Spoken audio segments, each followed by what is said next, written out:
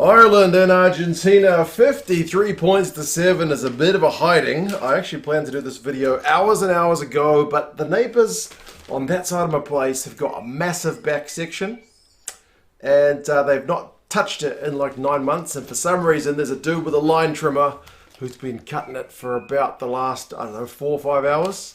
So yeah, let's see if I can get this done before he fills up the petrol tank. It started pretty quick, didn't it? Argentina, 2 minutes and they're on the board through Mateo Carreras, and this new prop, I say new, he's been around a few games now, Gajo, the loose head, is phenomenal. He's a real good ball carrying prop, gets a nice offload away, sets up like a 4-on-1 on the outside. Carreras gets the ball, cuts inside Tyke Byrne, and he goes over for his try. So it's 7 points to 0 early for Argentina. But that's the end of their scoring, which is a bit unfortunate. They did have a chance to get on the board, and I don't think the scoreline really reflects their performance throughout the whole game, but yeah, it was 7-0. Ireland were able to hit back with a penalty, not rolling away the Argentinian guys, so 7 points to 3, a bit of a settler for Ireland, and it was only a couple minutes later after they scored the try, to be honest. But a few mistakes from both sides. Keenan guilty of catching the kickoff with his foot and touch. The Argentinian guys didn't throw the line out straight, then they got free kicked at the scrum, so it was all a bit kind of scrappy. But when Argentina lost their next line out, that led pretty much immediately to Ireland going down the other end and getting a try through Josh van der Fleer from a maul. It was from a penalty, so I mean it all started from them losing their own set piece. So you lose your set piece, you put yourself in trouble. So Ireland in front, 10 points to 7. Obviously they would not relinquish that lead for the rest of the game.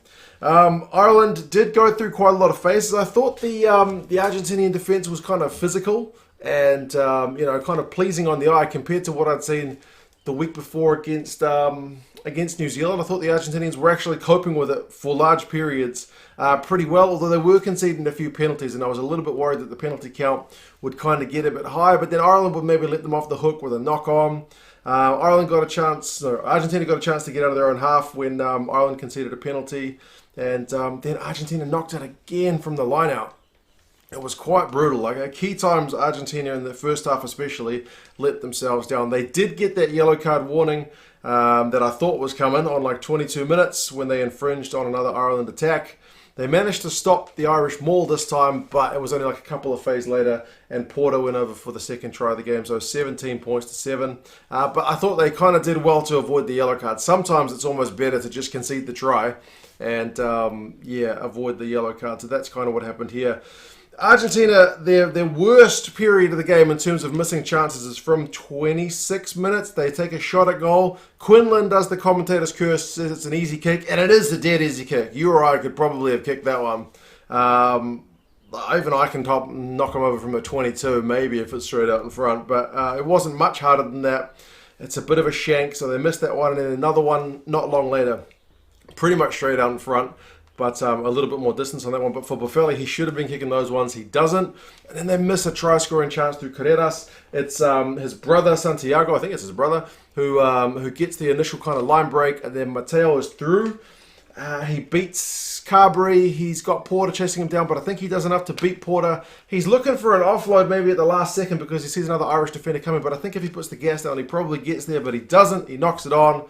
It's a try-scoring chance gone, so they've missed 2 penalties and a potential try, have Argentina. So they were generating some stuff, but they just were not clinical at the end. So, he goes off injured as well, so he's really upset with himself. But, yeah, sometimes that's just the way it happens. Ireland's turn for some dominance. They get a scrum penalty. They go down the Argentinian end, and then they end up with Doris scoring a try. So if there's one thing you'll say the difference between the teams, Ireland were clinical. Argentina were absolutely not. That one was good to see kind of Balakoon, who hadn't had any ball for half an hour, get some go forward down the right wing.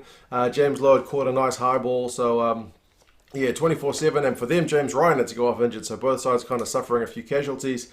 But the key moment of the first half was Tyke Furlong picking and going from the side of a ruck and just getting a big old clean break, worth the price of any admission that you'd paid to see that one. Nothing really came from it, but it was just glorious to see. Second half, Argentina were not opting for threes, fair enough, because the goal kicking hadn't been there. They managed to have a chance on the 5-metre line for Ireland, but it was a bit of a shock and throw. Just not executing, man. I actually thought they were playing well better than what the scoreline showed. But, I mean, I don't know if I can say that when they're just missing so many opportunities. sometimes through their own errors, sometimes through Irish kind of pressure. But either way, Ryan Baird gets a line break. It's not quite as juicy as I see in a tight head prop in the open, but it's the next best thing. So that was also kind of glorious stuff to see. And from here, things start to go downhill for Argentina, but Ireland are ruthless at the moment. You'd have to say that maybe the team of the autumn, surely. They've been just hammering everybody. Matera gets a yellow card for a deliberate knock-on. Furlong was big in the attack for that one as well. Ireland opt for the 3, which I think speaks to the way that Argentina were kind of putting Ireland under a bit of pressure, even if they weren't getting the points. So Ireland opted for the 3, 27-7. Josh van der Fleer, though, punishes Argentina. It's this time again, the maul has stopped, but it's the phases after that Argentina can't cope with.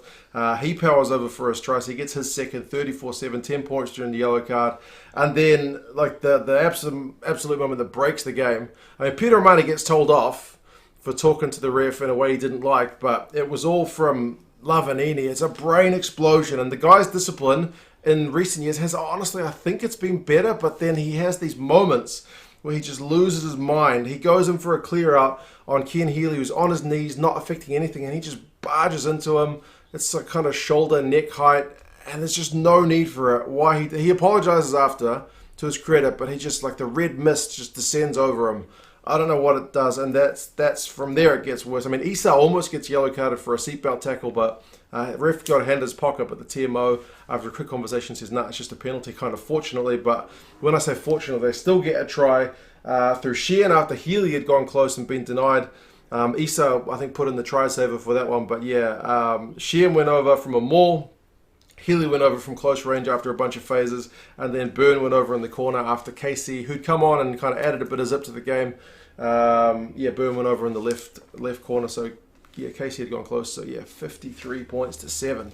That's a big old hiding. I mean, Argentina did attack all the way to the death, but they just couldn't score even with the man down. Possession finishes 58-42, territory 51-49.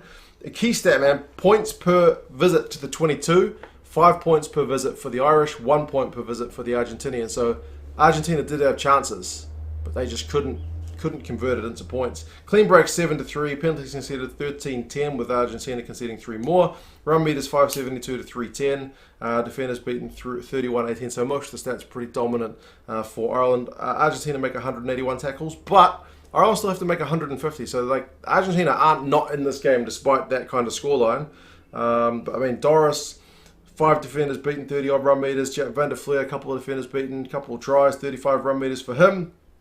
Doris makes 16 tackles though. Carberry, man of the match, 5 defenders beaten for him. He looked pretty comfortable, didn't he? Ireland maul it like 9 times. Very, very physical up front. Carreras, that Santiago, has 4 defenders beaten, 58 run meters. Kremer makes 15 from 15 tackles and kept his discipline. Same can't be said for Lavanini. Moroni makes 17 out of 20 tackles, so quite a shift. But yeah, man, Ireland very, very good. In this autumn, between World Cups, Ireland look absolutely phenomenal, don't they? Peter Romani said in the post-match that they are really enjoying their rugby, which is plain to see. And when you're getting results like that, why wouldn't you? For Argentina, it's just another loss in what's been a pretty miserable season. They've had a long period away from home. Fingers crossed in 2021, we will see them kind of get home and maybe show us something a bit different. But I do still see kind of small encouraging signs from this game, which has not always been the case when they've got beaten. But you've got to say, man, with that red card, Ireland absolutely just did not take their foot off the throat. They just showed that real ruthless side, which top sides often do, right? You don't let off. You just continue to pound, and yeah, man, they got a really impressive win. So yes, I tried to keep that quick before the guy fills up the petrol and starts trimming the old forest that they've got over there. But yeah, you guys let me know your thoughts on this one. What did you think of the game? Do you think Ledesma can keep his job, or do you think that's it? Because I haven't heard any updates, but I'm pretty sure his contract's coming to an end. Do correct us if you've got any more information on that from the Spanish-speaking press over in Argentina. But yeah, certainly Andy Farrell is looking good, albeit between World Cups. Fingers crossed they can keep this building.